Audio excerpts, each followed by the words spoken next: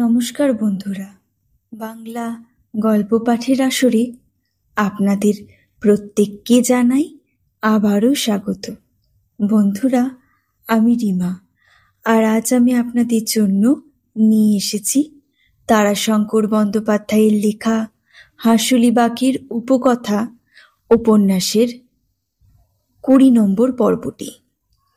উপন্যাসটি শুনতে আপনাদের ভালো লাগলে লাইক কমেন্ট করবেন, বন্ধুদের সাথে শেয়ার করবেন, আর অবশ্যই চ্যানেলটিকে সাবস্ক্রাইব করে দেবেন। শুরু হচ্ছে আজকের উপন্যাস তারাশঙ্কর বন্দ্যোপাধ্যায়ের লেখা হাঁসুলি বাঁকের উপকথা পর্ব 20।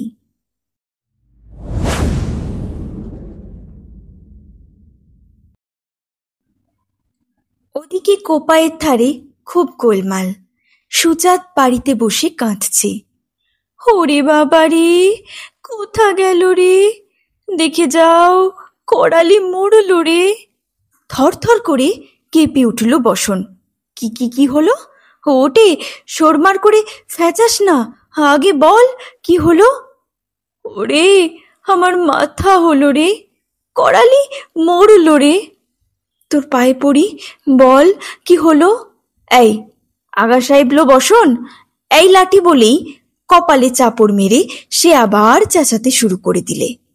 পাড়ায় একটি লোকও নয় যে জিজ্ঞাসা করে। সবাই ছুটে গিয়েছে ওইখানে। ওখানে যেতে তার পা উঠছে না। পাড়ায় রয়েছে শুধু নয়ন, বসে হাঁপাচ্ছে। সাদা চোখগুলো যেন জ্বলছে। তাকে কোনো কথা জিজ্ঞাসা করতে বসনের জিভ যেন আটকে যাচ্ছে। সে নিজেই ছুটে গেল। কোপায়ের ঘাটে গোটা কাহার পাড়া জমে গিয়েছে। ভিড়ের মধ্যে করালিকে দেখা যাচ্ছে না, কিন্তু আগা সাহেবের পাগড়ি দেখতে পেলে বসন। আগা সাহেব মানে কাবুলিওয়ালা। ভিড় ঠেলে ঢুকে বসন অবাক হয়ে গেল। করালি মরে নাই। আগা সাহেবের হাত ধরে বীর বিক্রমে তাকে শাসাচ্ছে। ও সমস্ত চলে গা নাই আর। হ্যাঁ, ঠিঙে দোরস্ত করে দেগা, মেরে ফেলে দেগা, দহ কুমেন্দ্র খেলিগা। সে আমল আর নেহি হাই। আগা সাহেব সবিস্ময়ে বললে, আরে তুম চন্দনপুর সে হিয়া আই হায়। হ্যাঁ, হিয়া আমার ঘর হে, বাড়ি হে, মনে পড়তা হে চন্দনপুর কে ঠেঙানি, হিয়া ওই হোগা। আগা বললে, हो हमरा रुपया तो दे दो भाई। काहे तुम हाथ धरा है, काहे तुम मेरे लोग के खराब कथा बोलता है, काहे हम लोग सबाई मिलके तुमको मार गे, छातू बनाया देगा, तो क्या करेगा तुम। ব্যাপারটা ঘটেছে পাগলকে নিয়ে। 2 বছর আগে পাগল একখানা জাপার কিনেছিল আগা সাহেবের কাছে। টাকা দেবার কথা পরের বছর, কিন্তু পাগল দেশ ছেড়েছে। টাকা আদায়ের সময় আগা এসে ওকে পায় নাই, ফিরে গিয়েছিল। এবার হঠাৎ নদীর ওপারে আজ আগার সঙ্গে পাগলের দেখা হয়ে গিয়েছে। পাগলের টাকা দেবার ইচ্ছা নাই এমন নয়, কিন্তু গতবারে যথাসময়ে দেওয়া হয় নাই বলেই ভয়ে সে ছুটে নদী পার হয়ে পালিয়ে আসতে চেষ্টা করেছে। আগাও ছুটেছে, এসে তাকে ধরেছে। রুপাইয়া ফেকো 2-4 ঘা দিয়েছে। পাগল চিৎকার করেছে। ঠিক সেই সময়েই কাজ সেরে চন্দনপুর থেকে করালি ফিরছিল। চিৎকার শুনে দল নিয়ে করালি ছুটে গিয়েছে এবং আগার সামনে বুক ফুলিয়ে দাঁড়িয়েছে। খবরদার, মারেগা তো মাথা ভাঙ দেগা তোমারা। আশ্চর্যের কথা, আগা থমকেও গিয়েছে। আগা সাহেব ভীষণ লোক, ভয়ঙ্কর লোক। আগারা এদেশে ব্যবসা করেছে এতদিন লাঠির জোরে। এই জোয়ান, এই লাঠি। একজন আগা গায়ে ঢুকলে সমস্ত গ্রাম ত্রস্ত হয়েছে। আগারা টাকার জন্য গালাগাল দিয়েছে, মেরেছে, এমনকি পুরুষদের না দেখে মেয়েদের অপমান করেছে। সে আগার সামনে হেই মা। পাগল বললে, কুটলি, টাকা আমি দিচ্ছি ভাই, ছাড়ান দে। দাঁড়াও না কেনে, ছাড়ান দেব, ওর ভিড়কুটি ভাঙবো আমি, বলেই সে বললে, যাও ভাগো, টাকা কাল দেগা, কাল যাও যাও। আশ্চর্য, আগা আস্তে আস্তে চলেও গেল। জরুর দেও, কাল রুপায়া জরুর দেও। আচ্ছা আচ্ছা আচ্ছা, গোড়া হিং নিয়ে এসো। আর এইসা জবরদস্তি মত করো, নেহি তো হাম লোক মারেগা। হ্যাঁ। আগা সত্যিই চলে গেল, সুরসুর করে চলে গেল। কাহার পাড়ায় করালি যেন ভিন দেশি মানুষ। জাত এক হলে কি হয়, রীতিকরণ আলাদা। বাক্যি যে বাক্যি শিখেছে সে হাঁসুলি বাগের কাহার পাড়ায়, সেই মুখের বাক্যি পর্যন্ত আলাদা হয়ে গিয়েছে। নিজ চন্দনপুরের মুখুজ্জি বাবুদের এক ছেলে বিলাত থেকে সাহেব হয়ে এসেছেন। চন্দনপুরের মানুষদের মধ্যে তিনি আলাদা। চন্দনপুরের কারখানা কাহারপাড়ার কাছে বিলাত, সেখান থেকে করালিও হয়েছে কাহারপাড়ার বিলাত ফেরত। এবার আবার গিয়েছিল কাটোয়া, সেখান থেকে ফিরেছে করালি আর এক মূর্তি নিয়ে। করালি বাড়ি ফিরল পাগলকে নিয়ে। পাগল বললে, তোর এত সাহস ভালো লয় করালি, ওরা খুনের জাত। আমরাও খুন করে খুনের জাত হব? সেদিন চন্দনপুরে ওকে ঠেলা বুঝিয়ে দিয়েছি। হে তো একা ছিল, সেটা ছিল 3 জনা। জন 10 মিলে এসে মার দিয়াছিল লাঠি ফাটি ফেলে, সে দৌড়। শেষে এসে লাইন মিস্ত্রিকে ধরে মিটমাট করে 35 টাকা পেত, 25 নিয়ে ফরাখত। ও আমাকে চেনে, বুঝেছ? পাগল বললে, না ভাই, ন্যায্য টাকা আমি দিয়ে দেব, পরকালে গিয়ে যে। না ভাই, সে হবে না। করালি অসহিষ্ণুভাবে ঘাড় নাড়লে, সে তুমি দাও গা, কিন্তু ও এসে খপ করে হাত ধরে অপমান করবে, আমি থাকতে তা হবে না। টাকা তুমি দাও, আমি ঠিক কাটবো 5 টাকা। দেখো তুমি, ও তোমার পরিবার তুলে গালাগাল দিয়েছে কেন? আমারও তো পরিবার নাই, তা নিয়ে হাঙ্গামা কেনে? আজ নাই, একদিন তো ছিল। ও তুমি যাই বলো, আমি শুনবো না। বলি একটা গাছের গুড়িতে বসে পড়ল। পকেট থেকে সিগারেটের বাস্ক বের করে একটা দিলে পাগলকে, একটা নিলে নিজে, অন্য সকলকে দিলে বিড়ি। তারপর মজুদদের বললে, জোরসে ভাই কাম চালাও। করালির ঘর তৈরি হচ্ছে। আজ মাটির তৈরির দিন, কাল দেওয়ালে নতুন পাট চড়বে। প্রায় 2 হাত উঁচু দেওয়াল উঠে পড়েছে।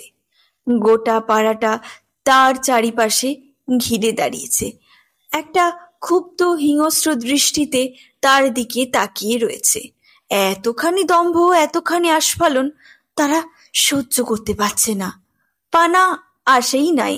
সে আপন ঘরে বসে বিস্ফারিত শূন্য দৃষ্টিতে তাকিয়ে নীরব হয়ে বসে আছে। নয়ন হাঁপাচ্ছে আর নখ দিয়ে মাটিতে দাগ কাটছে। নয়নের মা আপন মনেই গালাগাল দিচ্ছে পানার উঠোনের নিম গাছটাকে।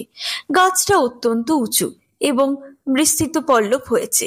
কাক বসেছে, হাড় ফেলেছে, ময়লা ফেলেছে। হনুমানের বসত হয়েছে। গোদা হনুমানটা ওই গাছের মাথাতে এসে বসে খ্যাকর খ্যাক শব্দে শাসায় কোপায়ের জঙ্গলবাসী সন্ন্যাসীর দলকে, এবং মধ্যে মধ্যে কাহারপাড়ার ঘরগুলিতে নজর চালিয়ে দেখে কার উঠোনে কার চালে কোন গাছে ধরেছে বেগুন কি কলা কি কুমড়ো বা লাউ ঝিঙে। দেখতে পেলেই উপ শব্দে লাফ মেরে নয়নের মায়ের চালে পড়ে।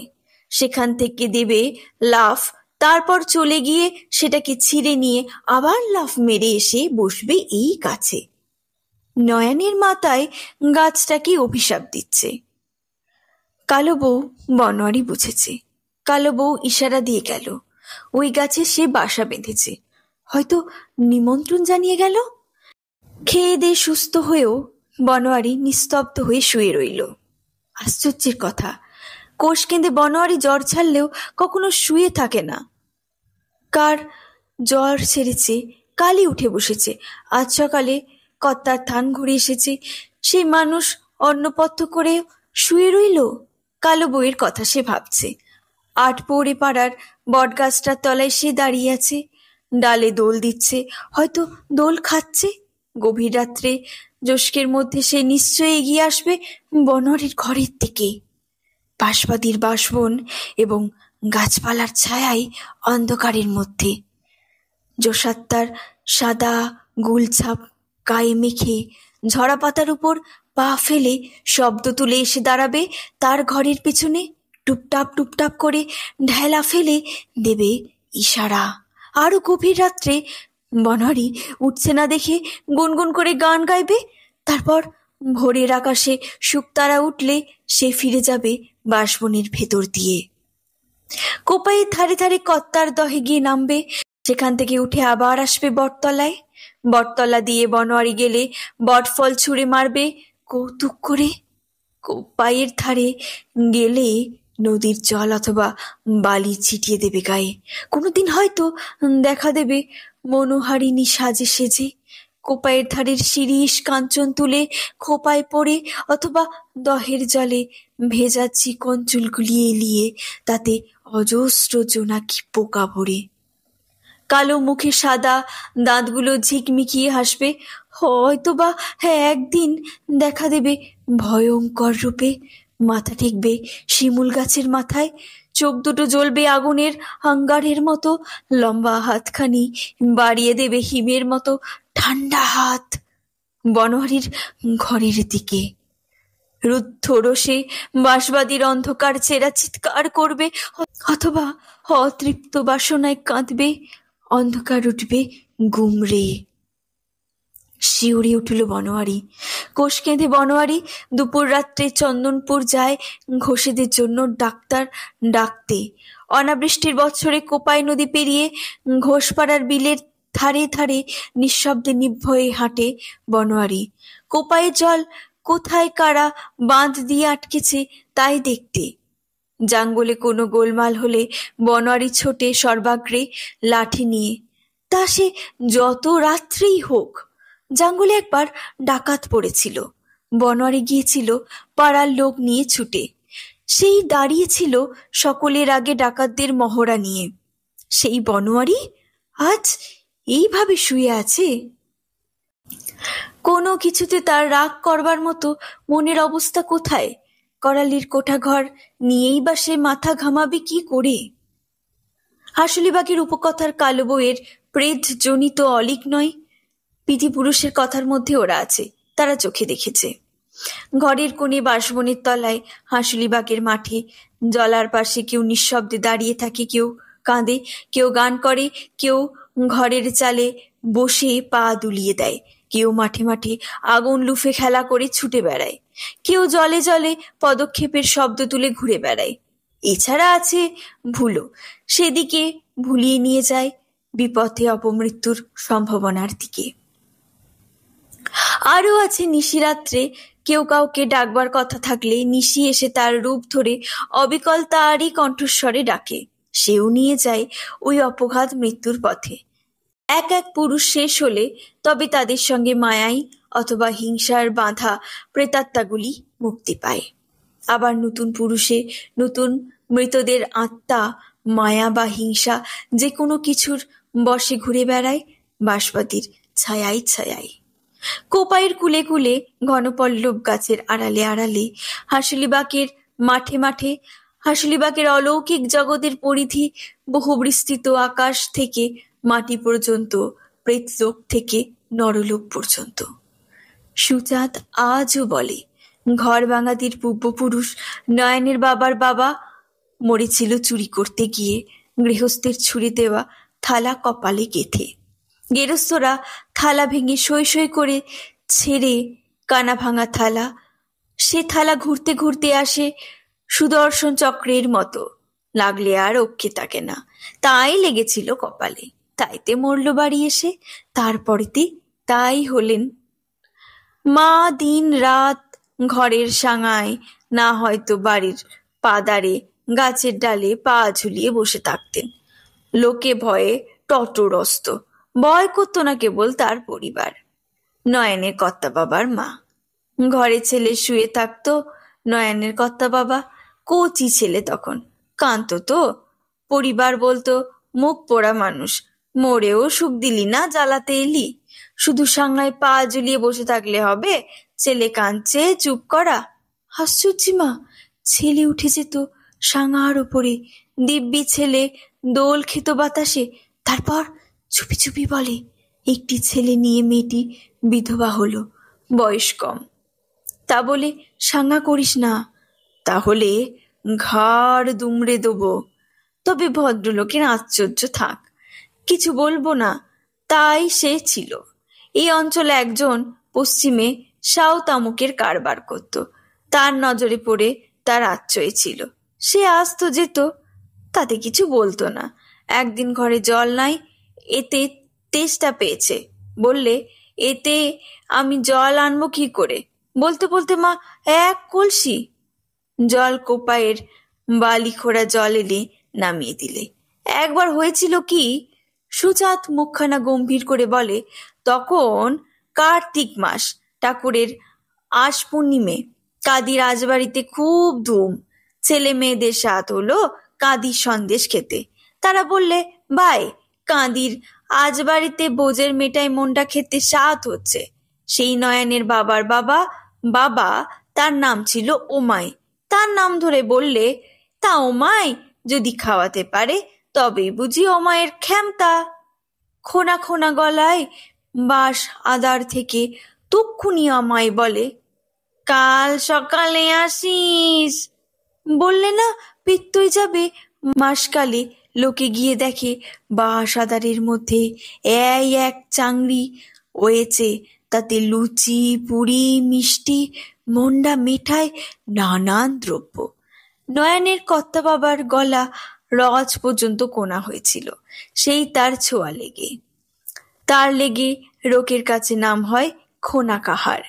ভূত বসে থাকার তরই তো চৌধুরীরা কাজে নিলে ওকে। এই হলো হাঁসলিবাগের সেকালের ভৌতিক লোকের ইতিহাস। তবে মানুষের আধ্যাত্মিক জীবনের মতো এতেও যেন পরিবর্তন ঘটেছে। ওই সুজাতি বলে সে কথা। দেবভক্তি কমে যাওয়ার জন্য আক্ষেপ করে বলে, এখন ভূত হলে চন্দনপুরের ছোকরা বাবুরা বন্দুক নিয়ে পাহারা দিয়ে পরীক্ষা করতে দেখতে আসবে। জঙ্গলে মোড়ল মহাশয়দের ছোকরারা ল্যাঠা লাঠি নিয়ে আসবে। তাদের কি গরজ? তারা কেনে এসব ঝামেলায় থাকবেন? তার চেয়ে দূর দূরান্তের নদীর ধারে হাঁসুলির মাঠে দিব্যি থাকেন। শোনশানেতে হাড়গোড় নিয়ে বাদ্যি বাজান। সাত গেলে নদীতে বিলে মাছ ধরেন, চিতের আগুন লুফে খেলা করেন। ই গাছের মাথা থেকে হুপ করে ভেসে চলে যান উ গাছে। ভয়ার্ত বনোয়ারি ঘরের দরজা, এমনকি দেওয়ালে মাথার দিকে সে দুটো ছোট গোল ঘুলঘুলি ছিল, সে দুটো বন্ধ করে শুয়ে থাকলো। বউ বললে, জ্যৈষ্ঠী মাসের গরম, বেপাজাবাজি। বনোয়ারি চিৎকার করে উঠে, ঠান্ডা লাগবে, ঠান্ডা লাগবে।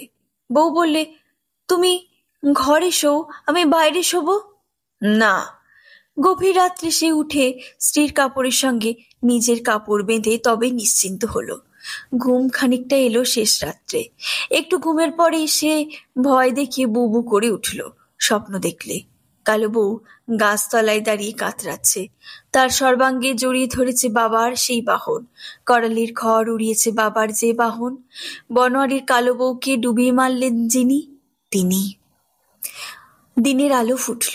বনোয়ারি আশ্বস্ত হলো। শুধু আশ্বস্ত নয়, একটা রাত্রি অতীত হতেই সে খানিকটা সুস্থও হলো। রাত্রেই সে ভেবেচিন্তে ঠিক করেছে, বকুলের জাগ্রত মা শ্মশানকালীর রক্ষা কাবচ ধারণ করবে, কর্তা বাবার পুষ্পেও মাদুলিতে পুড়ে ধারণ করবে। তাহলেই নিশ্চিন্ত। ভূত প্রেত যত নিষ্ঠুর দেবতা, যত দয়াল, এই সামঞ্জস্যের মধ্যে দিয়েই চলে হাঁসুলিবাগের দিন রাত্রি। নিজেই যাবে সে, একথা তার প্রকাশের উপায় নাই। প্রকাশ হলে হয়তো ডাক আসবে থানা থেকে, আর পাড়াময় গ্রামময় চাকলাময় কেলেঙ্কারির এক শেষ। মাতব্বর সে, লোকে তাকে দেখে হাসবে, আড়ালে নানান কথা বলবে। হয়তো লোকে আর তেমন মান্যও করবে না তাকে। সে এক কাল গিয়েছে, যে কালে মাতব্বর যা করেছে তাই সেজেছে। এবার সে কাল নয়। বউ এনে নামিয়ে দিলে মুড়ি। বনোয়ারি বললে, না, মা কালীর থানে যাব। উঠে পড়ল সে।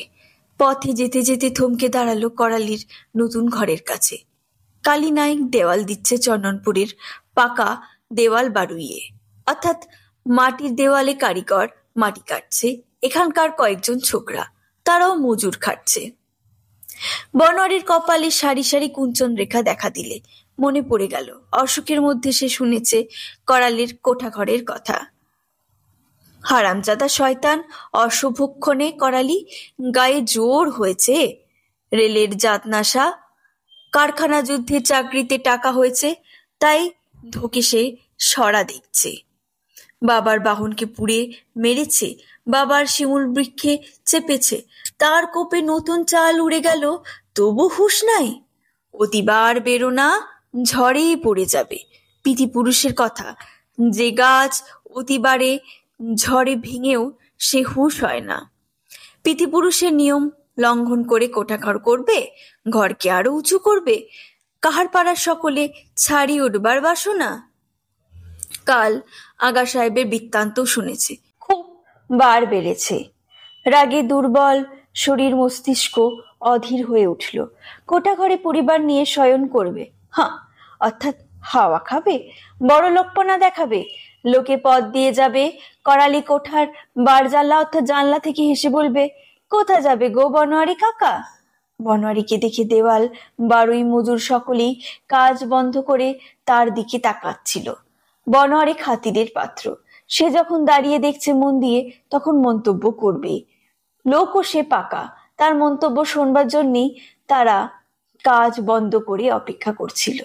বারুই অর্থাৎ কারিগর একটু অপেক্ষা করে প্রশ্ন করলো, দেওয়ালের ধরন কেমন হয়েছে মাতব্বর? মাপ করে করেছি, তবু তোমার চোখে দেখো দেখিনি একা বেকা ছোট বড় হয়েছে কিনা। তার উত্তরে বনোয়ারি প্রশ্ন করলো, করালি বাবু মহাশয় কই? সকলে চমকে উঠল। বনোয়ারি নিজেই নিজের প্রশ্নের জবাব দিলে, চন্দনপুরে বুঝি? তারপর গম্ভীর হয়ে বললে, কাজ বন্ধ রাখ, তোমরা ঘর যাও। সকলের হাত মুহূর্তে বন্ধ হয়ে গেল। বনোয়ারি বললে, করালি ফিরে আসুক, কথাবার্তা আছে, কোঠাঘর করা হবে না। সে ধমক দিয়ে উঠল। গায়ের যারা মজুর খাটছিল তাদের, এই কথা কানে যায় না নাকি? যা, উঠে যা, ফেল কোদাল, নামা জলের টিন, যা যা, কোঠাঘর কোঠাঘর। গায়ে টেক্কা দেবে ছোকরা, হারে টেক্কা দেওয়া কি সোজা কোথা? অঙের খেলায় টেক্কার চেয়ে গেলাম বড়, নয়লা বড়। কাহার পাড়ার মাতব্বর অঙের খেলা, নয় এখানে টেক্কা বড়। তারপর সাহেব, টেক্কা হলেন বাবা ঠাকুর, সাহেব হলো মাতব্বর। এখানে গোলাম করালির খেলা চলবে না, এই হলো বিধাতার নিয়ম। বনোয়ারিকে মাতব্বর করেছে বাবা ঠাকুরের দয়া।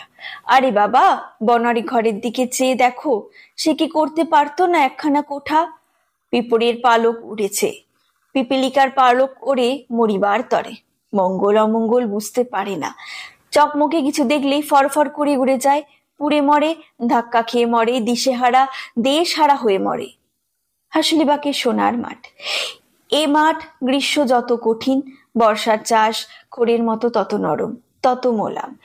এ মাঠের ধানে পানে কলাইয়ের পাকড়ে তরিতে তরকারিতে যার পেট ভরল না, তার পেট দুনিয়ায় কোথায় ভরবে? এ মাটি চষে খুঁড়ে যার পেট ভরে না, বুঝতে হবে তার অদৃষ্টের দোষ, পূর্বজন্মের কর্মফল। এ জন্মের কুটিল মনের খুঁড়ে গতরের সাজা, এককাল গিয়েছে। সেকালে কাঁধে ঘটা ফেলে বেহারাগিরি করে বাঁচত কাহারেরা। তারপর কর্তা ঠাকুরের দয়া হলো, তিনি মন্বন্তরের মাঝে কাহারদের দিকে তাকালেন। চৌধুরী মহাশয়কে স্বপন দিলেন, ভিটা দেওয়ালেন, ভাগে কৃষাণীকে কাহারদের জমি দিতে বললেন। চৌধুরী মহাশয় মারফতে কর্তার সে আদেশ কাহারদের উপরে। তার দয়াতেই তো গোটা হাঁসুলি মাঠের অর্ধেকের উপর তাদের করতল কত। জাঙ্গলে কয়েক ঘর হাড়ি ডোম আছে, মুচি আছে। আগে তারাই করতো জাঙ্গলের শোধকো মহাশয়দের জমি, আজ তারা হটে গিয়েছে। এককালে যে কাহারটা চাষকর্ম জানতো না, আজ তাদের চেয়ে ভালো চাষি মুনিশ এ চাকলাই নাই। করালি হতবাগা, করালি বদমাস, শুধু তাই বা কেন? করালি অশুভক্ষণটিতে ওর জন্ম। ওই চন্দনপুরের রেল লাইনে ওর মায়ের কেলেঙ্কারি টেলিগ্রাফের খুঁটিতে খুঁটিতে কান পাতলে আজও শুনতে পাওয়া যায়। গাড়ি চলে যায় লাইনের ওপর দিয়ে, তারে যে শব্দ হয় তাতে শুনতে পাওয়া যায়। এখন ছেলেরা মেয়েরা বলে গাড়িটা বলছে, কাঁচা তেঁতুল পাকা, তেঁতুল কচা, তেঁতুল পাকা, তেঁতুল। আগে লোকে বলতো সিধু জগাপে বাতি, গেল কুল গেল জাতি, সিধু জগাপে বাতি। প্রভাতী ছিল করালির মায়ের নাম। হতভাগা শুনতে পায় না সে ছড়া ওই শব্দের মধ্যে। সে চন্দনপুরের রেল লাইনে চাকরি করে, বুক ফুলিয়ে বেড়ায়, নির্লজ্জ অর্থাৎ নির্লজ্জ হতভাগা। আবার যুদ্ধ দেখায় সকলকে, যুদ্ধের পোশাক পরে যুদ্ধের কাজের লোভ দেখায় কাহার পাড়াকে। যুদ্ধ যুদ্ধ যুদ্ধ তো কারালি বাকের কি? যুদ্ধ কি বনোয়ারি জানে না, না শুনে নাই? কটা যুদ্ধের কথা তুই জানিস? রাম রাবণের যুদ্ধ গিয়েছে, কুরুক্ষেত্র গিয়েছে, বান রাজার সঙ্গে ভগবান হরির যুদ্ধ গিয়েছে, রাবণ নিবংশ হয়েছে, ধর্মপুত্র রাজা হয়েছে, রাজা দুর্যোধন মরেছে, বান মেরেছে, বান রাজার বেটির সঙ্গে হরির লাতির বিয়ে হয়েছে। কাহারদের কি হয়েছে? কাহারেরা বাবা কালরুদ্র আর বাবা ঠাকুরকে ভোজে বেঁচে আছে। বর্গি হাঙ্গামা গিয়েছে, সাঁওতালেরা খেপেছিল, যুদ্ধ হয়েছিল, জানিস তুই? এই তো 20 বছর আগেও আর একবার যুদ্ধ হয়ে গিয়েছে। তাতে হাঁসলিবাগের কি হয়েছে? ভালো হয় নাই, মন্দ হয়েছে, মন্দ হয়েছে, অভাব এসেছে, রোগ এসেছে, দুঃখ এসেছে, সুখের কাল ঘুচিয়ে গিয়েছে, আবার লেগেছে যুদ্ধ লাগুক। আরো খানিকটা মন্দ হবে, তার বেশি কিছু হবে না। হাঁসলিবাগের মাথার উপর উড়োজাহাজ উড়েছে, উড়ুক, কিন্তু যুদ্ধের ঢেউ বাঁশপাতির বুকে আছর খাবে না। বাবা ঠাকুর আছেন, পৃথিবীর ভালো মন্দতে হাঁসলিবাগের কি যায় আসে? ঘর বন্ধ করে দিয়ে সে কালীর থানে রওনা হলো। কালীর থান থেকে মাদুলি নিয়ে সে ফিরল। বাবা কালী ও কাত্তা ঠাকুরের পুষ্প নিয়ে স্যাকরা বাড়ি থেকে কিনে আনা দুটি রূপোর মাদুলিতে পুড়ে স্নান করে শুদ্ধ কাঁচা কাপড় পরে লাল সুতোয় বেঁধে ধারণ করে সে নির্ভয় হলো। তারপর খাওয়া দাওয়া সেরে মনে এবং দেহে বেশ সুস্থ হয়ে করালি সম্পর্কে সংকল্প স্থির করলে সে। মনটা এখন শান্ত হয়েছে। মনে হলো ভাগ্য ভালো যে যখন রাগের মাথায় কিছু করে বসে নাই। করালিকে সামনে পেলে হয়তো তাই হতো, সে হলে বড়ই লজ্জার কথা হতো, বড়ই কেলেঙ্কারির ঘটনা ঘটত। সেটা কর্তা রক্ষা করেছেন তাকে, পিতৃপুরুষের আশীর্বাদ রক্ষা পেয়েছে বনোয়ারি।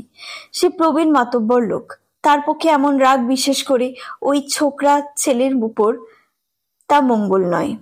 তা কি শোভা পায়? না, উচিত নয় সেটা। পাড়ার মঙ্গল, প্রতিটি লোকের মঙ্গল তাকে দেখতে হবে। প্রতিটি লোককে পেহ অর্থাৎ স্নেহ করে কোলগত করে রাখতে হবে, নইলে কিসের মাতব্বর? তাছাড়া ছোকরার এলেম অর্থাৎ কৃতিত্ব আছে, কাল আগা সাহেবকে শিক্ষা দিয়েছে, এইটিকে সে ভালোই বলবে। গায়ে ক্ষমতা ধরে বুকের পাটা আছে, ভবিষ্যতে মরদের মতো মরদ হবে। বনোয়ারির ছেলেপুলে নাই, করালে যদি অনুগত হয়ে থাকে তবে তাকে শেষ পর্যন্ত সে মাতব্বর করে যাবে পাড়ার। তার জন্য ছোকরার মাথায় হিতবুদ্ধি দিতে হবে। একদিন গোপনে ডেকে বলতে হবে, ছোকরাকে খুলে হিয়াখানিকে খোলসা করে বলতে হবে। আরাম করে তামাক খেসে বাইরে দাওয়ায় গড়ালো একটু। আটপৌরে পাড়ার বট গাছের মাথায় দেখতে পাওয়া যাচ্ছে, দুলছে মাথাটা। যতই দুলি ইশারা দাও সখী, বনোয়ারি আর ভুলছে না। তোমার ধরা ছোঁয়ার বাইরে এখন বনোয়ারি। মা কালীর কবজ, বাবা কর্তা ঠাকুরের কবজ বনোয়ারির হাতে। তবে দুঃখ তোমার জন্যে হয়। একটা দীর্ঘ নিঃশ্বাস ফেললে বনোয়ারি। কিছুক্ষণ পরে উঠে সে গেল সাহেবডাঙ্গায়। দিন যাচ্ছে না জল যাচ্ছে, যে জল কোপাইয়ের বুকে চলে যায় বয়ে, সেই জল আর ফেরে না। যে দিনটি গেল সেইটি আর ফিরবে না। সাহেবডাঙ্গায় জমিটা আর তার হাসিল হলো না, তবু মনের টানে সে সাহেবডাঙ্গায় গিয়ে উঠল। সাহেবডাঙ্গা থেকে বনোয়ারি গেল জাঙ্গল গায়ে। মনিব বাড়িতে আজ 15-20 দিন যাওয়া হয় নাই। মনিব বাড়ি থেকে লোক এসে খোঁজ করে গিয়েছে, বলে গিয়েছে ঘোষ বাড়িতে কাজ আসছে, মাইতো ঘোষ আজ রাত্রে আসবেন। মাইতো ঘোষের ছেলের অন্নপ্রাশন হবে। ঘোষ বাড়ির কাজে বনোয়ারি কর্তব্য অনেক। কাঠ কাটা, বাড়ি পরিষ্কার করা, উনুন পাতা, হাট, তরি তরকারি আনা নেওয়া অর্থাৎ মজুরদের কাজের সব ভারী বনোয়ারিকে নিতে হবে। পারতে আবার সে কথাটা বলতে হবে। মজুরি পাবে, সে কাজ বাড়ির লোক পায় কেনে? তাছাড়া পাত পেতে প্রসাদের সঙ্গে বালতি ভর্তি বাড়তি ভাত তরকারি ডাল ছেঁদা সেও মিলবে। এঁটো পাতা পরিষ্কার করবে, সরকি বাসনগুলো মাজবে। মেয়েরা তার জন্য জানাহি 1 পাই অর্থাৎ 8 সের চাল আর আঁচলে মুড়ি পাবে। অবশ্যই কাজের এখনো দেরি আছে, মাস দিনেই, তবু করতে হবে তো। হঠাৎ সে চঞ্চল হয়ে উঠল। মনে পড়ে গেল করালির কথা। করালি বলেছে, জাত যাই এঁঠো খেলে। কাহারেরা সদগোপদের এঁটো খায়। ঘোষ বাড়ি ঢুকতেই বড় ঘোষ বললেন, কি রে, শরীর আবার অসুখ করেছে নাকি? বনোয়ারির মাথা ঝুঁকে দিয়ে বললে, মাথার ভেতর দপদপ করছে, তা সেরে যাবে। মাইতো বউ বললেন, কি গো কাহার দেওর, এ সময় অসুখ করলে? ঘরে কাজ। বনোয়ারির বড় ঘোষের চেয়ে অনেক বড়, তবু জাতে ছোট বলে বউরা ওকে দেওর বলে। বনোয়ারি হেসে বললে, সেরে উঠেছি বউ ঠাকুরন, আর ভাবনা কি? আর 2-4 দিনে যেকে সেই হয়ে যাব। হুকুম করেন, কি করতে হবে? বড় বউ বললেন, তোমাকে আজ কিছু করতে হবে না, তুমি মানধের ছোড়াকে বলে যাও কাটা কাঠের উপর যেন তাল পাতা ঢেকে দেয়। মেঘ চমকাচ্ছে, আকাশে ছটাও বাজছে, জল হলে শুকনো কাঠ ভিজবে। বড় গিন্নি খুব হিঁশিয়ার গিন্নি বটে। আকাশ থেকে যেন চমকে উঠেছে, সূর্যি ঢাকা পড়েছে পশ্চিমে। বনোয়ারি দাঁড়িয়ে থেকে কাঠ ঢাকা দেওয়ালে নিজেও সে আধবার হাত লাগালে। ফেরবার সময় আঁচলে মুড়ি নাড়ু নিয়ে ফিরল সে। আরো কয়েকটা জিনিস সংগ্রহ করেছে। সেখানের এক টুকরো ছত্রির ভাঙা ডান্ডা, চমৎকার টামনার বট হবে। আর পেয়েছে একটা হাত ভাঙা কাচের পুতুল, মাটির মধ্যে চাপা পড়েছিল সেটা। ঘরে তাকে দিব্যি সাজানো থাকবে। আরো পেয়েছে খানিকটা সুতো, 1 ফালি প্যাকিং পেপার। সুতোটার কাজ হবে, কিন্তু কাগজটাই কি হবে তার কিছু ঠিক নাই। 2টো ঝকমকে ধাতুর বোতাম পেয়েছে, সে 2টি বউ ঠাকুরনকে দিয়ে এসেছে। কে জানে সোনাদানা কি বটে। ফেরবার পথে কালারুদ্রতলায় কর্তার থানে সে এবার প্রণাম করলে, বিপদে রক্ষা করো প্রভু, মাঠে ফসল দিয়ে আর যেন কুমতি না ঘটে, কাহার পাড়ার মঙ্গল করো। কর্তার থানে প্রণাম করতে গিয়ে হঠাৎ তার একটা কথা মনে পড়ল, আটপৌরি পাড়ার অমনগুলির কথা। সে মানত করলে কর্তার কাছে, যদি আটপৌরে পাড়ায় কাজটি হয়, কাহারেরা যদি আটপৌরেদের সঙ্গে এক থাকে অর্থাৎ স্তরে ওঠে, তাহলে সে বাবার বেল বৃক্ষ তলাটি বাঁধিয়ে দেবে, যেমন ঘোষেরা দিয়েছে ষষ্ঠীতলা বাঁধিয়ে। কালারুদ্রতলা এখন ফেটেছে। এককালে চৌধুরীরা ওই কলারুদ্রতলা বাঁধিয়ে দিয়েছিল। প্রণাম সেরে উঠে বনোয়ারি অবাক হয়ে গেল। একটা সুন্দরী যুবতী মেয়ে তার দিকে চেয়ে দেখতে দেখতে চলে যাচ্ছে। মেয়েটি যেন চলছে হেলে তুলে। বনোয়ারি অবাক হয়ে গেল, কে মেয়েটি? মেয়েটির মধ্যে যেন কালো শশীর ঢং আছে, অবিকল কালো শশীর মতোই দেখতে। মেয়েটি গিয়ে দাঁড়ালো সেই বট গাছ তলায়। বনোয়ারি এক দৃষ্টে চেয়ে রইল তার দিকে। তার বুকের ভেতরটা যেন ঢেকির পার পড়ছে। কালো বউ কি মোহিনী রূপ ধরে তাকে ভুলিয়ে নিয়ে যেতে এসেছে? সেই মাদুলি ঠেকাবে কপালে? কে? বনোয়ারি? বনোয়ারি চমকে ফিরে তাকালে। বুড়ো রমন আটপৌরে আসছে জঙ্গল থেকে। রমন বললে, কথাটা ভেবে দেখেছ? আজ এতে তোমার পাড়ায় যাব। বেশ, এসো। বনোয়ারি অন্যমনস্ক ভাবেই বললে। সে আবার তাকিয়ে দেখলে গাছতলার দিকে না, কালো বউ মোহিনী সেজে আসে নাই। তাহলে রমনকে দেখে সে নিশ্চয়ই অদৃশ্য হয়ে যেত। তবে ও কে? মেয়েটি একবার কথা কইলে, চেঁচিয়ে ডাকলে, এসে কেন গো মেশো, দাঁড়িয়ে থাকবো কত? ও রমনকে মিশো বলছে। তবে কালো বউয়ের বোনঝি, তাই তার মতো দেখতে। সে নিশ্চিন্ত হয়ে আবার প্রণাম করলে বাবা ঠাকুরকে। সবে প্রণামটি সেরে উঠেছে বনোয়ারি, অমনি কোথায় একটা গোল উঠল। দিক নির্ণয়ের জন্য অন্য কোথা দিকে তাকালে না, তাকালে কাহার পাড়ার দিকে। করালি? করালি আর কে? একা করালি কাহার পাড়ার হাজার গোলমাল তৈরি করেছে। বনোয়ারি এসে দাঁড়ালো করালির উঠোনে। চারদিকে লোক জমা হয়েছে মাঝখানে। করালি অন্য একজনের হাত চেপে ধরে ছাতি ফুলিয়ে বুনো জানোয়ারের মতো চিৎকার করে ফুলছে। লোকটাকে চৌধুরী বাড়ির মাহিন্দার, আটপৌরি পাড়ার নবীন। ব্যাপার কি? কি হলো? কেউ বলে না। লোকের দুঃখে যেন বিরোধ হয়ে গিয়েছে। বসন্ত বিবর্ণ মুখে দাঁড়িয়ে আছে। করালি চিৎকার করছে, মানি না আমি কারোর হুকুম, যাই না আমি। আইন আছে, আদালত আছে, পারে তো আমাকে উঠিয়ে দিতে বলিস। জোর করতে এলে আমারও জোর আছে। সুজাত তারস্বরে কাঁদছে। কিন্তু হলো কি? নীলের বাঁধ সম্পর্কে কাহারেরা চৌধুরী বাড়ির বাঁধের পাড়ের চাকরান প্রজা। বারবার নিয়ম, ঘর ভেঙে ঘর করতে হলে চৌধুরীদের হুকুম নিতে হয়। মুখে বললেই হুকুম হয়ে যায়। 1 টাকা নজর দিতে হয়। নজর 1 টাকা পাঠিয়ে দিয়েছে করালি বসন্তকে দিয়ে। কিন্তু আজ চৌধুরী বাড়ির লোক এসেছে করালিকে নিয়ে যাবার জন্য। 1 টাকা নজর দিয়ে কোঠাঘর করার কথা নয়, আর কোঠাঘরের শর্তও নাই কাহারদের সঙ্গে। আগেকার বিক্রম থাকলে চৌধুরীদের পায়ে কেসে গলায় গামছা নিয়ে টেনে নিয়ে যেত। একালে সর্বস্ব গিয়ে চৌধুরীরা বিষহীন শাক। তারা পাইকের বদলে আটপৌরে পাড়ার নবীন মাহিন্দ্রদের পাঠিয়েছে করালিকে নিয়ে যাবার জন্যে। নবীন করালিকে ঠিক ওজন করতে পারে নাই। চৌধুরী বাড়ির ডাঙা দালালের নোনা ধরা ইটের দাওয়া থেকে হুকুম নিয়ে আটপৌরে পূর্বপুরুষদের ঘুণ ধরা বাঁশের লাঠি হাতে এসে করালির হাতখানা খপ করে ধরে বলেছিল, এই চল, হুকুম আছে। ধরে নিয়ে যেতে। হুকুম? কার হুকুম? চৌধুরী মশাইয়ের। করালির মেজাজ খারাপ হয়েই ছিল। লাইনের কাছ থেকে ফিরে সে বনোয়ারির দেওয়াল বন্ধ করার খবর শুনেছিল। এক কথাতেই মাথা গরম হয়ে গেল তার। আটপৌরে ছোড়ার লাঠিটা কেড়ে নিয়ে ফেলে দিলে এবং নিজের হাত ছাড়িয়ে নিয়ে ছোড়াটার হাতটা খপ করে চেপে ধরল। রীতিমতো হাতখানা মুচড়ে ধরে চিৎকার করতে লাগলো। অসংবদ্ধ প্রলাপ নয়, রীতিমতো আইনের কথা।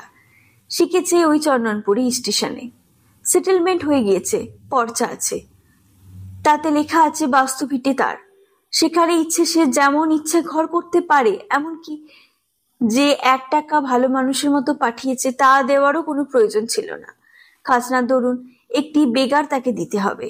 সেও সে ইচ্ছে করলে গতর খেটে দিতে পারে, ইচ্ছে করলে একজন মজুরের মাইনে ঝনাত করে ফেলে দিয়েই খালাস। চৌধুরীরা সেটেলমেন্টের সময় পালকি বহনের দাবির বদলে মজুর বেগারই চেয়েছিলেন। বারান্দায় ছাদ ধসে পড়ে পালকি তাদের ভেঙে গিয়েছে। বেহারার চেয়ে বেগারি তাদের বেশি দরকার, উপকারে লাগবে, এই হিসেবেই তারা করেছিলেন। সে কথা যাক, পাড়ার লোকেরা করালির ঔদ্ধত্য দেখে নয়, এই আইনের ব্যাখ্যার অভিনবত্ব এবং দখলের জোর দেখে স্তম্ভিত এবং অবাক হয়ে গেল। বনোয়ারি এগিয়ে এসে নবীন এবং করালির মাঝখানে পড়ে বললে, ছাড়। করালি তার মুখের দিকে তাকিয়ে বললে, এই যে, তাই বলি মাতব্বর কই, তোমার সাথেও কথা আছে একচোট।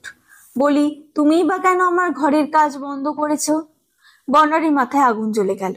সে থরথর করে কাঁপতে লাগলো। সে আকস্মাত একটা হুঙ্কার দিয়ে উঠল, বাজে ডেকে উঠল যেন। তারপর যে কাণ্ড ঘটল সে কারো উপকথায় খাপ খায়। একালের কথায় শোভন হয় না, কিন্তু হাসলির বাঁকে ঘটে। করালি সেটা কল্পনা করতে পারে নাই। প্রহ্লাদ, রতন, গুপি, পানা প্রভৃতি প্রবীণরা এলো কোদাল নিয়ে। জনা কয়েক চেপে ধরলে করালিকে, বাকি কয়েকজন চালাতে লাগলো কোদাল। তার কোঠা ঘর বনিয়াদ তছনছ করে দিলে। বনোয়ারি পড়িয়ে রইল স্থিরভাবে। মধ্যে মধ্যে আঙুল দিয়ে হুকুম দিলে, এইখানটা ওইল ফ্যাল কেটে, হেইয়া হেইয়া হো হুম হা হা হা। বিভিন্ন মুনিষী বিভিন্ন শব্দ করে কোদাল কোপ মারছে। পানার উৎসাহ সকলের চেয়ে বেশি। সে কাটছে হেই হেই। হঠাৎ কি চিৎকার করে উঠল তীক্ষ্ণ গলায়, সরে যাও, সরে যাও। অবাক হয়ে গেল সকলে। টলতে টলতে আসছে একটা কঙ্কাল সার মানুষ, তারও হাতে কোদাল। সে হেপো রোগী নয়ান।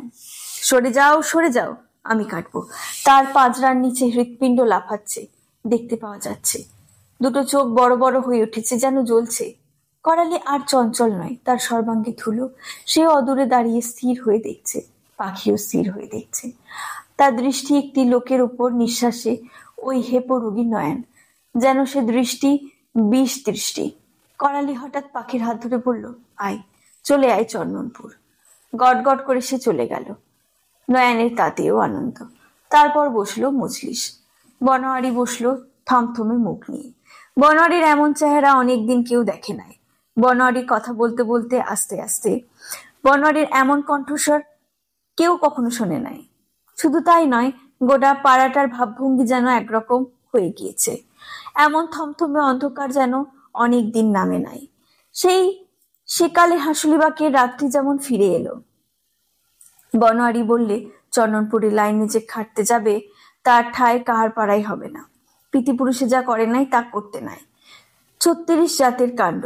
পয়সা বেশির দিকে তাকালে হবে না, সে পয়সা থাকবে না, স্বভাব মন্দ হবে। এত বড় হাসুলি মাঠে যার পেট ভরবে না তার পেট অভর, পৃথিবীর কোথাও সে পেট ভরবে না। এই মাঠে বুক দিয়ে দু হাতে খেটে খাও। মনে করো ভগবান এই কর্ম করতে হাঁসুলির বাকে জন্ম দিয়েছেন। এই লাইনের ধারে তো কেউ জন্মায় নাই, যে যাবে তার সর্বনাশ হবে। এ আমার কথা নয়, কর্তা বাবার কথা। আজ এই সজনেতে এই করালির ঘরে গোল উঠবার আগে আমি পেন নাম করেছি, কথাটি আমার মনে হলো। কর্তা আমার মনে পুড়িয়ে দিলে। ঠিক এই সময় আটপৌরি পাড়ার রমন এসে দাঁড়ালো, সঙ্গে আটপৌরিরা। বনোয়ারি? কে? আমি অমন, সেই কথাটা তরে এলাম। এসো এসো, বসো বসো। মজলিসে কথা পারলে। এক অদ্ভুত রাত্রি। পাহাড়পাড়ার সাহিব মিমদের আমলে দুভাগ হয়েছিল তারা। পরমেরা লাঠি নিয়ে আটপৌরে হয়েছিল, বনোয়ারি পালকি কাঁধে নিয়ে কাহার হয়েছিল। অনেকদিন দুপাড়ারই শ্যামল ঘুচে গিয়েছে, চাষ করে আসছে দুদলই। কোশমিন কালে এরা পালকি বয়, ওরা রায় বেশি নাচে। তবু এতদিন ওরা যেন ভিন্নই ছিল। আজ সে ভেদ খুঁজল। পরমের জমিটা বলে কয়ে আটপৌরেদের করে দেবে বনোয়ারি, আর যাবে থানায়।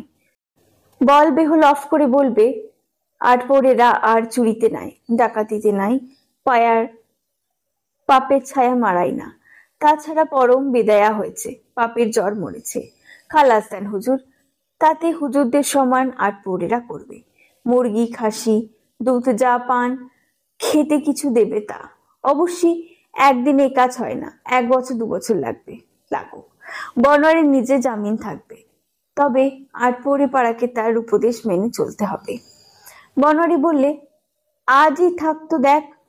রাজি না হয়ে আটপৌরিদের উপায় কি? আটপৌরিদের অবস্থা যে মারাত্মক রকম খারাপ হয়ে পড়েছে। সংখ্যায় তারা চিরদিনই কাহারদের কম। তার উপর লাঠি ধরার কাজ করে কুলীন হওয়ার অহংকারে আজ তারা গোফ দিয়ে আর মুখে হুঙ্কার দিয়ে কাল কাটিয়ে এসেছে।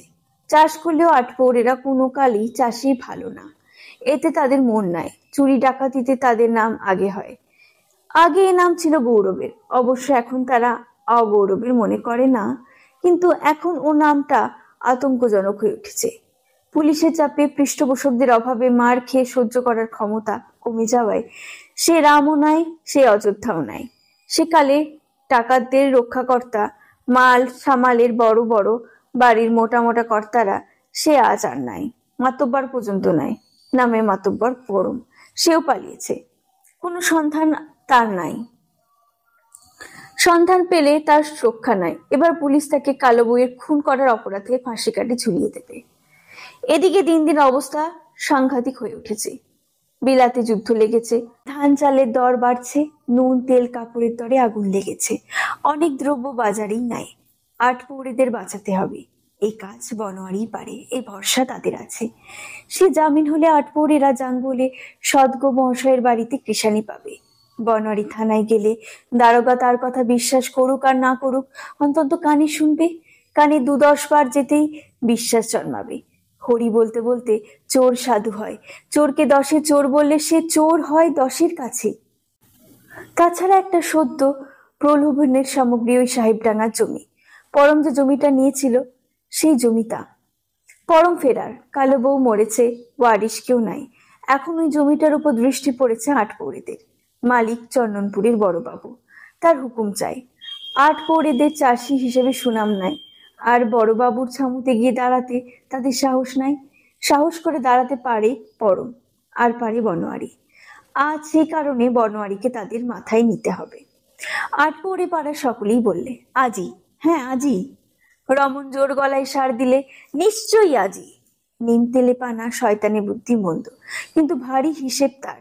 পানা বললে, আপনার গরজে ধান বানে মরতে। বনোয়ারি কাকাকে মাতব্বর করলে, কিন্তু আমাদের সঙ্গে চলবে তো? আর ঘোড়াগত্ত বলে পৃথক হয়ে থাকবে না তো?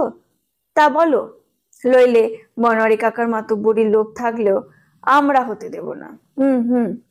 কথাটাই আটপৌরেরা চুপ করে গেল। এদিকে কাহারদের সকলে ঘাড় নেড়ে যায়, সকলে উঠল। ঠিক বলেছে পানা, ঠিক বলেছে। কিসের দায় আমাদের? পানা বললে, বেনু কাকা নিজেই নিতে পারে পরমের জমি, আমাদিকে করে দিতে পারে। রমন তাড়াতাড়ি বাধা দিয়ে বললে, পেটে বাদ নাই, ধর্মের উপোস। জাত বেজাতের কর্ম করে যাওয়ার চেয়ে কাহারদের সঙ্গে চলা ঢের ভালো। কাঠপৌরেরা কাহারেরা এক হাতে দুটো আঙুল, এক বংশে দুই গোত্র। তোমরাও যা আমরাও তাই, খেতে দিতে মানা নাই। কারণ বিয়ে শাদিটাই হোক না, তা তোমরাও পালকি বহনটি ছাড়ো, আমরাও তোমাদের সঙ্গে এক হয়ে যাই। কি বলো সব? আটপৌরেরা সাই দিল এবার, ছাড়ো পালকি বহন ছাড়ো। বনোয়ারি ঘাড় নড়ল, সে হয় না। বিবাহ আর জ্ঞানগঙ্গা এই দুটিতে ডাকলে যেতেই হবে। লক্ষ্মী আর নারায়ণের দুই হাত এক হয়, তাদের বহন করতেই হবে। জ্ঞানগঙ্গা যায় পুণ্যাত্মা, লক্ষ্মীমান পুণ্য বলে সশরীরে স্বর্গযাত্রা, তাকে কাঁধে বহন করলে পরলোক গতি হয়। এই দুটিতে ডাকলে যেতেই হবে। সে না বলতে পারবে না, তাতে তোমরা আলাদা থাকতে চাও, থাকো, খুশি তোমাদের। রমন একটু ভেবে বলল, তাই তাই। পানা বললে, হরি বল ভাই বল, জয় বাবা কর্তা ঠাকুর। সমস্বরে ধ্বনি দিয়ে উঠল কাহার এবং আটপৌরের দুই দল। ধ্বনি থামতে পানা বললে, বেশ, তবে আজই মজলিসে একটা করণের কথা কয়ে ফেলো, হয়ে যা সব কথার শেষ ব্যাস। করণ? ঢোক গিলতে হলো আটপৌরেদের। পানু বললে, করণ আমি বলছি। এগিয়ে এসে মজলিসের মাঝখানেতে চেপে বসলো। পানু আজ ভারী খুশি, করালি দূর হয়েছে গ্রাম থেকে। সে আবার বনোয়ারির কাজ ঘেঁষে বসবার সুবিধে পেয়েছে। সে বললে, তোমার যে শালীর বিধবা কন্যাটি আছে অমন কাকা, তার সঙ্গে বনোয়ারি কাকার সাঙা হোক। কাকার ছেলে পিলে হলো না, পাড়ার মাতব্বর বংশ লোক পাবে, তা হবে না। কি বলো গো তোমার সব? পানা চতুর, সে ঠিক লক্ষ্য করেছে যে মেয়েটির মধ্যে কালো শশীর ঠং রয়েছে। বনোয়ারি আজ করালিকে তাড়িয়েছে, সে বনোয়ারিকে আজ খুশি করতে চায়। রমণীর স্ত্রী বঞ্জি, কালো বউয়ের বঞ্জি। বনোয়ারি তাকে আজই দেখেছে বিকেল বেলায়। কালো বউয়ের ঠং তার সর্বাগ্যে। মেয়েটি যুবতী, কালো শশীর রং ছিল কালো, এই মেয়েটির রং মাজা। মেয়েটি বিধবা হয়েছিল একটি সন্তান নিয়ে, সন্তানটিও মারা গিয়েছে। মায়ের কাছে আশ্রয় নিয়েছিল, মায়ের ইচ্ছে ছিল সাঙা দেবে, কিন্তু তার আগেই মা মারা গেল। মেয়েটি এসে রমণের ঘাড়ে পড়েছে। রমণ ভাবছিল জালের বন্ধনে তাকে প্রথম পড়তে হবে। এই কথা সে ভাবে নাই, তবে ভরসার মধ্যে সুবাসী তার শালীর কন্যে, নিজের বোনও নয়, বেটিও নয়, ভাইঝিও নয়, বোনঝিও নয়। ওর দায় তার জাত যাবে না। বনোয়ারি চুপ করে বসেছিল। সে ভাবছিল কালো বউয়ের কথা, ভাবছিল মেয়েটির তার কালো শশীর অভাব মিটাবে, ভাবছিল এমন ভাবে যে উঁচু কুলের মেয়ে যখন আসছে তখন তাকে ঠেলার উচিত নয়, আর এমন ক্ষেত্রে আটপৌরে ঘরের মেয়ে সর্বপ্রথম তার ঘরেই আসা উচিত। তাছাড়া পানা এ কথা খুব ঠিক বলেছে, তার মতো মাতব্বরের বংশটা লোক পেতে দেওয়া কখনোই ঠিক নয়। বাবা সদয় তার উপর। আজ দুঃখের মধ্যে দিয়ে সুখ দিলেন তিনি, গোটা আটপৌরে পাড়াকে এনে দিলেন তার অধীনে। যা আজ এতদিন ধরে হয় নাই, তাই হলো বনোয়ারির ভাগ্যে। জয় কর্তা ঠাকুর, জয় দণ্ডমুণ্ডের কর্তা। সূক্ষ্ম বিচার তোমার। ওই করালি তোমার বাহন মেরেছিল, তাকে সে সাজা দেয় নাই, তাই তুমি বনোয়ারিকে সাজা দিয়েছিলে। কালো শশীকে কেড়ে নিয়েছিলে, আজ করালিকে সাজা দিয়েছে, তুমি খুশি হয়েছ। বনোয়ারিকে পুরস্কার দিলে আটপৌরে পাড়ার মাতব্বরি, ফিরে দিলে তার কালো শশীকে। তোমার আদিকালের বেল গাছটায় যেমন বৈশাখ মাসে নতুন পাতায় গজিয়ে সাজিয়ে নতুন করে তোলো, তেমনি মোহিনী যুবতী করে কালো শশীকে ফিরিয়ে দিলে। কর্তা ঠাকুরের কোপ দৃষ্টিতে কাঁচা জীবন পুড়ে ছাই হয়ে যায়, মুখের গ্রাস ওড়ে, ভরা নৌকা ডুবে যায়। আবার কা ঠাকুর তুমি তুষ্ট হলে মিষ্টি হাসি হেসে পেশন্য দৃষ্টিতে চাইলে, মরলে জিওয়ে, হারালে পাই, নিরুদ্দেশ হয়ে ঘরে ফেরে, এক গুণ হয়ে 10 গুণ। উপকথায় বনোয়ারি যা শুনেছিল আজ তাই অক্ষরে অক্ষরে মিলে গেল। রমন রাজি হলো। পানা তাকে বুঝিয়ে দিলে গোপনে ডেকে করণও হবে। তোমার কুল ভাঙার পাপ অর্নাবে না। শালীর কন্যে আর পালাতে দেওয়া গায়ের বাছুর দুই সমান। ভদ্রলোকে গায়ে কিনে কাহারদের পালন করতে দেয়, কাহারেরা গায়েটি খাইয়ে দাইয়ে বড় করে গায়ে বাচ্চা প্রসব করে, কাহারেরা দুধ পায় আর ওই বাছুরটির অর্ধেক সত্য।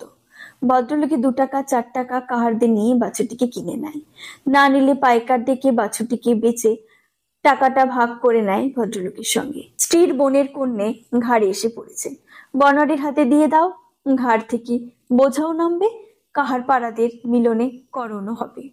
পরমে জমিটা যখন বনোয়ারি বাবুর হুকুম নিয়ে 8 পৌরেদের মধ্যে বেটে দেবে, তখন কি আর ভাগের বাছুরের আধা দামের পাওনার মতো কিছু পাবে না তুমি?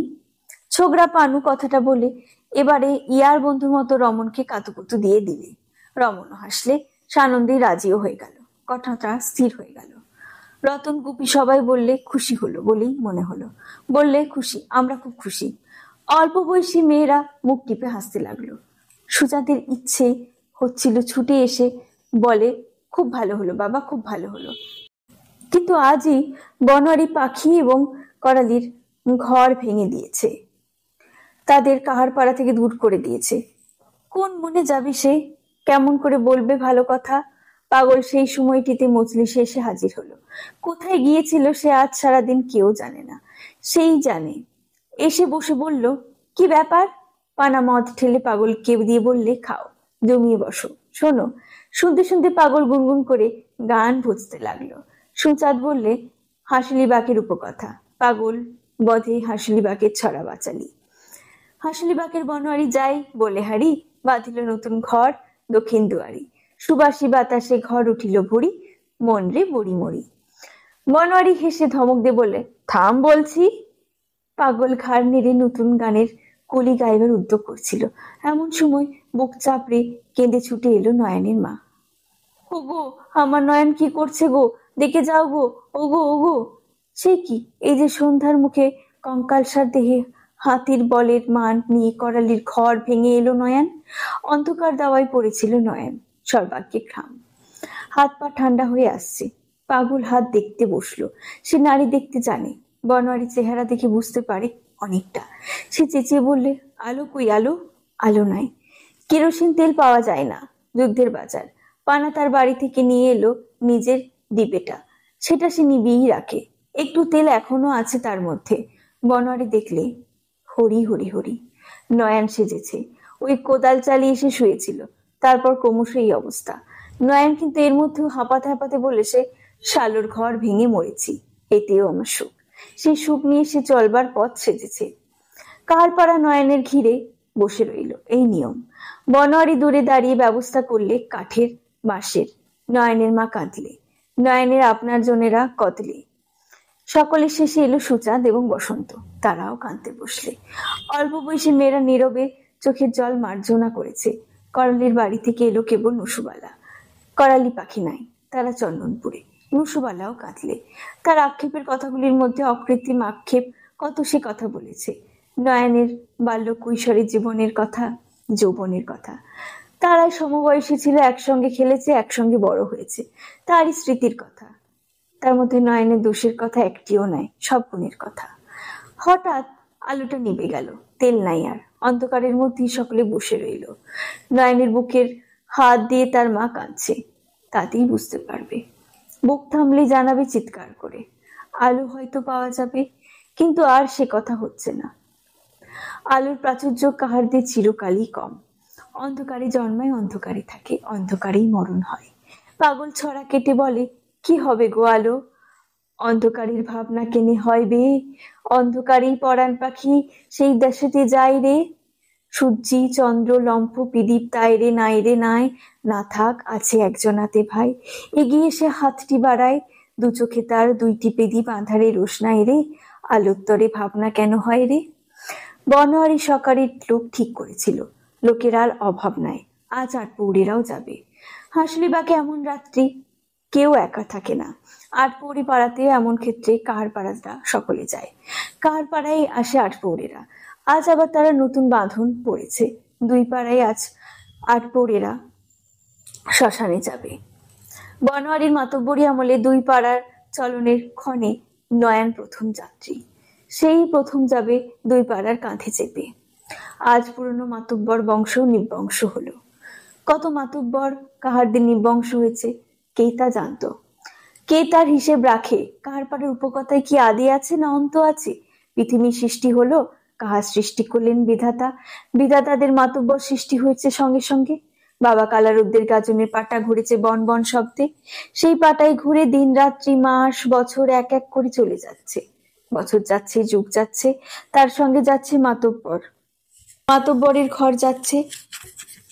ঘর ভাঙাদের ঘরের শেষ হলো। এতদিনে নয়নের সঙ্গে বাবার পাটা ঘুরছে, সেই পাটার বছর ঘুরছে। সেই ঘুরনের পাকে এইবার প্রথম গেল নয়ন। আর কে যাবে কে জানে। নতুন বছরের কাছে কালো শশী মরেছে, কিন্তু সে ৮ পৌরে পাড়ার। তখন ২ পাড়া এক হয় নাই। কথাগুলি শুমশান যাত্রীদের মধ্যে আলোচনা হচ্ছিল। বনোয়ারিও চলছে সঙ্গে। হাজার হোক পুরনো মাতব্বর বংশ, তার খাতির করতে হবে বই কি। আর নয়ন বলতে গেলে নিঃস্ব, তার সব খরচও দেবে বনোয়ারি। নিয়ম। পাগল ধরে নিয়ে গেল বনোয়ারির মাকে। নয়নের মায়ের সব অভিসম্পাদ আজ নীরব হয়ে গিয়েছে, নিভে গিয়েছে তার সব তেজের আগুন। বনোয়ারি অন্ধকারের মধ্যে পা ফেলে চলেছে আর ভাবছে, বছরটি ভালোই ভালোই গেলে হয়। বাবা ঠাকুরের রোজ যে ভয়ঙ্কর, ভাবতে শিউরে ওঠে বনোয়ারি। কবে যে বাজবে আবার গাজনের ঢাক। কালারুদ্দের চক্র পাখি এক পলক থামবে। বল বেগ চক্র থাম, সূর্য থাম, এক লহমার জন্যে আমার সঙ্গে থাম। বছর শেষ হোক, কতজনে সেদিন কাঁদবে হারানো পরান্ধনের জন্যে কে জানে। বাবা ঠাকুরের কাছে অপরাধ হয়েছে। বছরটা গোটা বনোয়ারি ভাবতে ভাবতেই যাবে। সৌভাগ্য সত্ত্বেও ভাবনা যাচ্ছে না তার।